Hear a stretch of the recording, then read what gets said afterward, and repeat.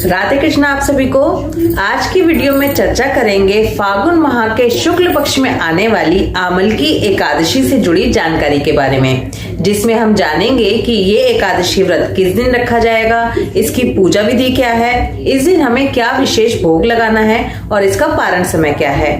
इसलिए वीडियो में एंड तक जरूर बने रहिएगा। तो चलिए बिना देर किए आज की इस वीडियो को शुरू करते हैं। माह के शुक्ल पक्ष में आने वाली एकादशी को आमलकी एकादशी, आमला एकादशी या फिर रंग भरनी एकादशी के नाम से जाना जाता है। कहा जाता है कि इस व्रत के प्रभाव से मनुष्य के सभी पाप नष्ट हो जाते हैं। इस व्रत से हमें 1000 गौ दान के पुण्य के बराबर फल मिलता है। आमलकी एकादशी के दिन विधिवत भगवान विष्णु की पूजा और व्रत करने से जीवन में आई हुई सभी परेशानियों का अंत हो जाता है। लंबी आयु के लिए ये व्रत अति उत्तम माना गया है। आमलकी एकादशी के दिन भगवान विष्णु के साथ साथ आंवला के वृक्ष की भी पूजा की जाती है। कहा जाता है कि आंवले का वृक्ष भगवान विष्णु को अत्यंत प्रिय है। जब भगवान विष्णु ने इस सृष्टि की रचना का कार्यभार ब्रह्मा जी को सौंपा, तभी उन्होंने आंवले के वृक्ष को भी जन्म दिया था। कहा जाता है कि आंवला भगवान विष्णु का प्रिय फल है। आमलकी एकादशी के दिन आंवले के वृक्ष के नीचे बैठकर भगवान विष्णु की पूजा और आराधना करनी चाहिए। इस दिन पूजा के दौरान भगवान विष्णु को आंवला जरूर अर्पित करना चाहिए। इसी के साथ ही आंवले का पूजन, आंवले के जल से स्नान, आंवले का दान, आंवले का भोजन, ये सब भी जरूर करना चाहिए। इससे भगवान श्री हरि अत्यंत प्रसन्न होते हैं। सनातन धर्म के अनुसार आंवले का वृक्ष और पीपल के वृक्ष में देवताओं का वास माना गया है। आंवले के हर हिस्से में भगवान का वास माना जाता है।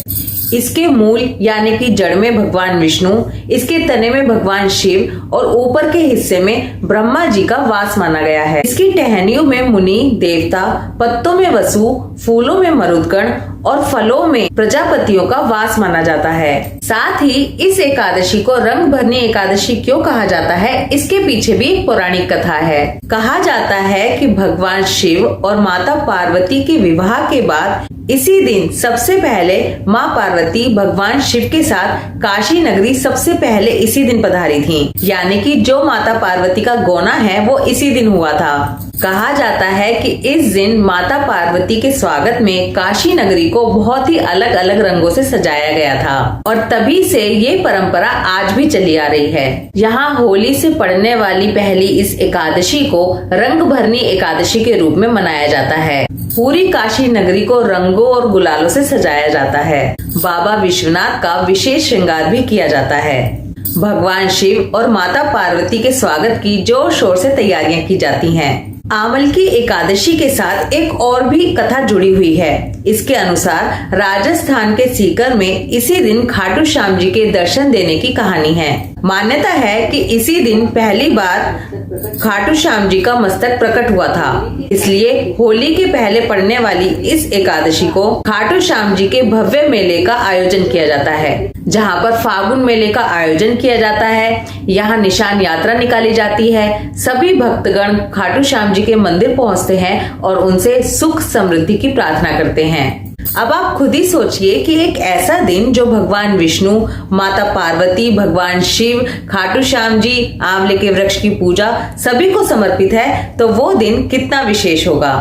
चलिए अब सबसे पहले इस एकादशी का समय जान लेते हैं। आमलकी एकादशी की तिथि शुरू हो रही है 26 और 27 फरवरी के बीच की जो रात है उसमें 12:33 AM पर, और ये एकादशी तिथि समाप्त हो रही है 27 फरवरी की रात 10:32 पर। पूरे दिन की एकादशी 27 फरवरी को है। सूर्योदय में बहुत ही शुभ संयोगों के साथ एकादशी है। इस बार एक ही दिन की एकादशी है जो कि 27 फरवरी को है। सभी मंदिरों, सभी संप्रदायों में एक ही दिन एकादशी मनाई जाएगी। चलिए अब पूजा विधि की बात कर लेते हैं। आमलकी एकादशी के भी जो पूजा के नियम हैं वो सभी एकादशियों की तरह दशमी तिथि से ही शुरू हो जाते हैं। दशमी तिथि को सूरज छिपने से पहले खाना खा लेंगे। पूरे दिन सात्विक भोजन ही करेंगे। प्याज लहसुन से बना खाना बिल्कुल नहीं खाएंगे।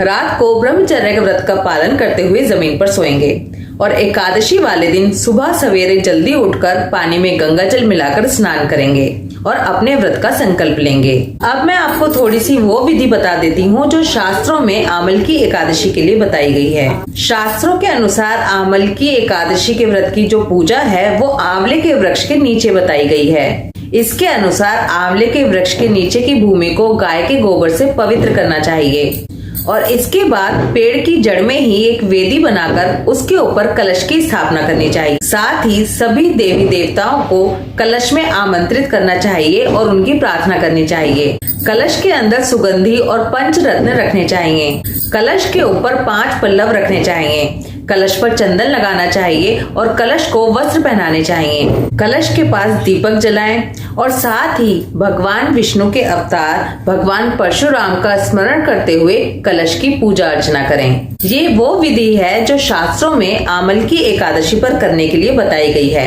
अगर आप कर सकें तो बहुत अच्छी बात है, नहीं तो जैसे आप हर एकादशी की पूजा करते हैं उसी तरह से इस एकादशी की भी पूजा करें। अपने लड्डू गोपाल, शालिग्राम जी और सेवित श्री विग्रह को पंचामृत से स्नान कराएं। उन्हें चंदन लगाकर उनका सुंदर श्रृंगार करें। उन्हें पीले रंग के वस्त्र पहनाएं। भगवान का षोडशोपचार पूजन करें। उन्हें तरह तरह के भोग अर्पित करें। उन्हें मौसमी जो फल हैं, मिठाई है, पीली मखाने की खीर है, इन सब वस्तुओं का भोग लगाएं। भगवान को तुलसा दल जरूर अर्पित करें। याद रखें, एकादशी के दिन तुलसा जी तोड़ी नहीं जाती, लेकिन भगवान को तुलसा जी जरूर अर्पित की जाती है और तुलसा जी की भी पूजा जरूर की जाती है। शुद्ध देसी घी का दीपक जलाएं और एकादशी की कथा कहें। एकादशी की कथा सुने, उसके बाद एकादशी माता की आरती करें। विष्णु चालीसा का पाठ करें। विष्णु सहस्त्रनाम का पाठ करें। भगवान विष्णु के साथ साथ माता लक्ष्मी की पूजा भी जरूर करें। आंवल की एकादशी के दिन आंवले के वृक्ष की पूजा भी जरूर करें। अगर आंवले का वृक्ष कहीं आसपास नहीं है, आपको नहीं मिल रहा है, तो आप आंवले का फल लेकर उसकी भी पूजा कर सकते हैं। जैसे हम कार्तिक का महीना आता है, आंवला नवमी होती है और उसमें हम पूरी तरह से आंवले की पूजा करते हैं, उसी तरह से आपको इस पर भी करना है। आंवले का फल भी इस दिन जरूर ग्रहण करें। आंवले का भोग लगाएं, खुद भी लें और प्रसाद रूप में भी बांटें। कहा जाता है कि इस दिन यानी कि आंवल की एकादशी के दिन आंवले का फल खाने से नीच योनि से मुक्ति मिलती है। अगर आप निर्जला व्रत कर रहे हैं तो इस आंवले के प्रसाद को आप अगले दिन यानी कि द्वादशी के दिन पारण के समय पर ले सकते हैं। इस दिन भगवान शिव और माता पार्वती की भी पूजा जरूर करें।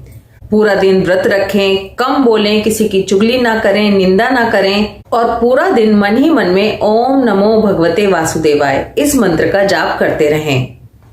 कोशिश करें कि आंवल की एकादशी के दिन रात्रि जागरण जरूर करें। भगवान विष्णु को रात्रि जागरण बहुत प्रिय है, इसलिए एकादशी के दिन रात्रि जागरण का बहुत अधिक महत्व बताया गया है। द्वादशी के दिन सुबह सवेरे जल्दी उठें, स्नान करें, पूजा पाठ करें, ब्राह्मणों को खाना या सीधा दक्षिणा रख कर दें और उसके बाद अपने एकादशी व्रत का पारण करें। चलिए अब आपको एकादशी व्रत का पारण समय बता देती हूँ। आंवल की एकादशी व्रत का पारण 28 फरवरी सुबह 6:47 से लेकर सुबह 9:06 के बीच में किया जाएगा। इसी अवधि के बीच में हमें अपने एकादशी व्रत का पारण करना है। इसी के साथ आपको ये भी बता दूं कि जो लोग शास्त्रीय विधि के अनुसार कलश स्थापना करके पूजा कर रहे हैं, वो लोग द्वादशी के दिन कलश को ब्राह्मण को दान दे देंगे और साथ में दक्षिणा जरूर रखेंगे। आई होप इस वीडियो में दी गई इन्फॉर्मेशन आपके लिए हेल्पफुल होगी। वीडियो आपको ज़रूर अच्छी लगेगी। अगर वीडियो अच्छी लगे, इन्फॉर्मेटिव लगे तो वीडियो को एक लाइक कीजिए। इसको अपने फैमिली और फ्रेंड्स के साथ ज़रूर शेयर कीजिए। अगर आप चैनल पर नए हैं और पहली बार हमारी वीडियो देख रहे हैं तो चैनल को सब्सक्राइब कीजिए और बेल आइकन पर क्लिक कीजिए, क्योंकि ऐसी ही इन्फॉर्मेटिव वीडियोज़ हमारे चैनल पर आती रहती हैं। राधे कृष्णा।